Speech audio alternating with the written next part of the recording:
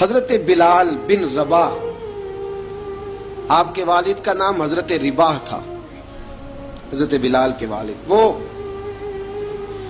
حضرت بلال ابھی بچپن میں چھوٹے سے تھے کہ والد انتقال کر گئے، یتیمی میں پرورش پائی جناب بلال نے، یتیمی میں، اور پھر 2 بہنیں، ایک والدہ، ایک بھائی۔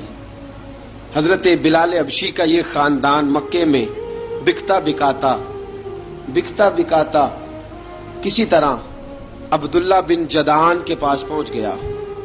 بڑا پکا کافر تھا، بڑا پکا۔